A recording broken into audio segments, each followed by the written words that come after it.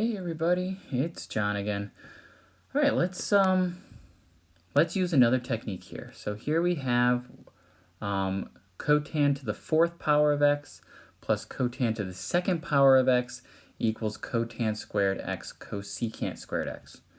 Now notice how we're adding on this side and we are multiplying on this side, and that is telling me that the left side of this equation is the one that is more complicated. So we're going to start with the left side again. Now I do have a Pythagorean identity that has cotan squared in it, but I don't have anything with cotan to the fourth in it. And so I think I'm just going to go ahead and split the numerator, split everything up into sines and cosines. And that's going to get this left side going. So the left side is going to be cotangent is cosine over sine, plus we have over here, we have cosine squared over sine squared. All right, so that's the left side of the equation. And again, just like I did in the previous example, I can come up with a common denominator here. So the common denominator is going to be sine to the fourth, because sine squared could be multiplied by something to become sine to the fourth, and that something is sine squared. So I'm going to have cosine to the fourth x plus sine squared x cosine squared x in the numerator.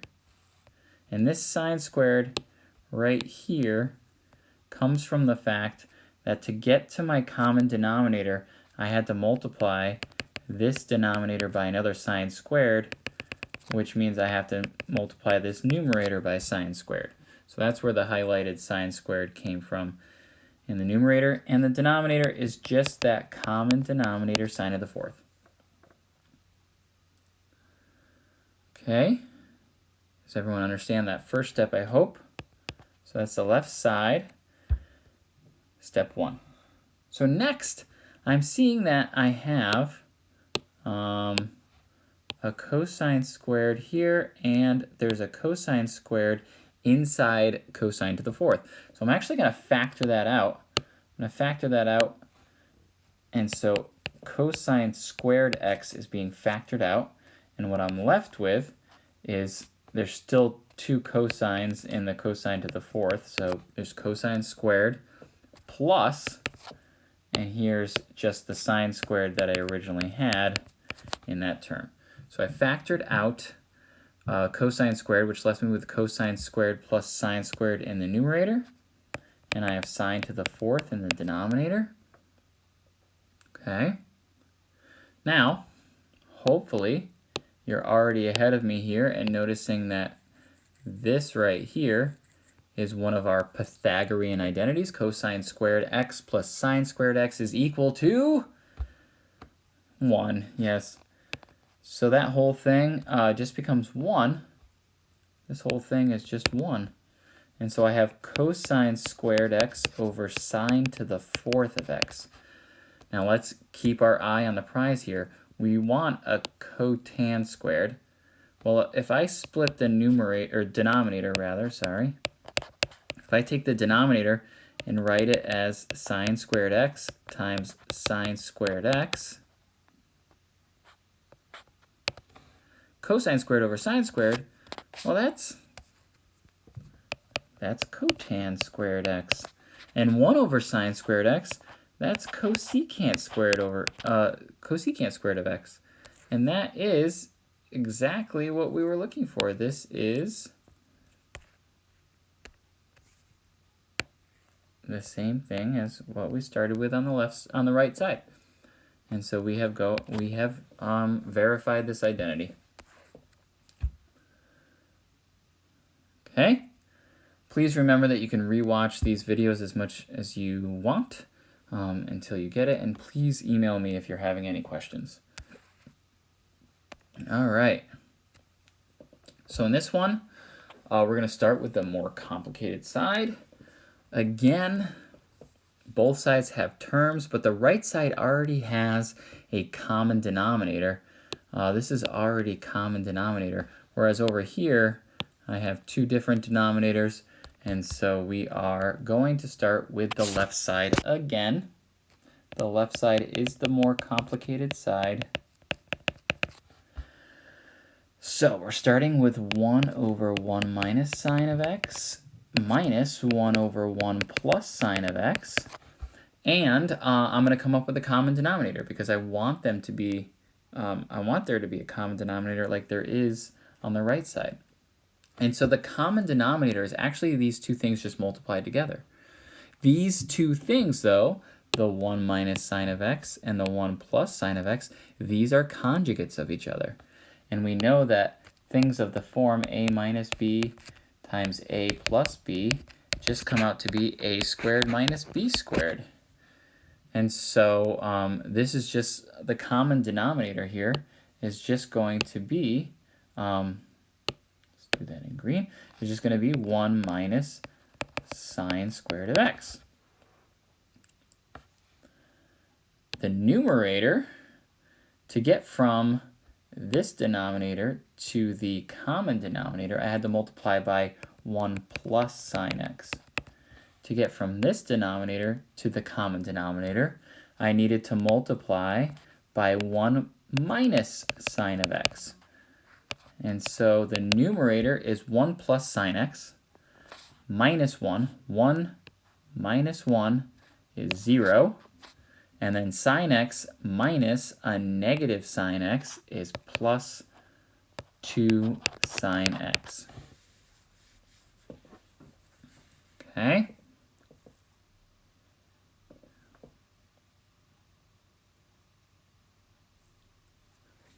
So what I have right now is a 2 sine x over a 1 minus sine squared x. And if you want to think of this as cosine squared x, that might help us. I don't know. It's better to have one term rather than two. Up here I have one term. So I think I'm just going to rewrite the denominator as cosine squared of x using that Pythagorean identity. All right, so that is pretty much as far as I can take the left side of the equation. I can't take the left side any further. And so now what I think I'm going to do is I'm going to work on the right side of the equation. So we have the right side. If I can get the right side to look the same as this, then I'll have proven this identity, which is good. So let's go ahead and try to get the right side to look like that. So right now we have tan squared x plus secant squared x plus 1 over cosecant x. Now looking at my Pythagorean identities, I am seeing that the tan squared, let's get a different color here, the tan squared and the 1, if I add those together, that is equivalent to secant squared. That's one of our Pythagorean identities. One of our Pythagorean identities is tan squared x plus 1 equals secant squared x. Okay, so what's highlighted in blue is going to become secant squared x, and then I already had the other secant squared x, and I had the cosecant down in the denominator. Okay, so secant plus secant is 2 secant squared. In the denominator, I have cosecant x. Okay, let's just rewrite these as sines and cosines and see what we're dealing with. Okay, my goal is to get 2 sine x over cosine squared x. So I know that secant is 1 over cosine. So this is really a 2 over a cosine squared. And I know that cosecant is really 1 over sine. So that sine is going to come up to the numerator. And hey, look at that. I made these look like each other. And even though I had to work on both sides, I ended up with the same expression on both sides. And so we have verified this identity. All right, let's quickly do this last one using conjugates. If you can recognize these, then they go very fast. So what I'm recognizing here is that I have the conjugate of something, but it's on the other side of the equation. And so in this case, it doesn't actually matter. I do think that the left side is less simplified than the right side because the two terms are in the denominator instead of the numerator, but it really doesn't matter which side I start on.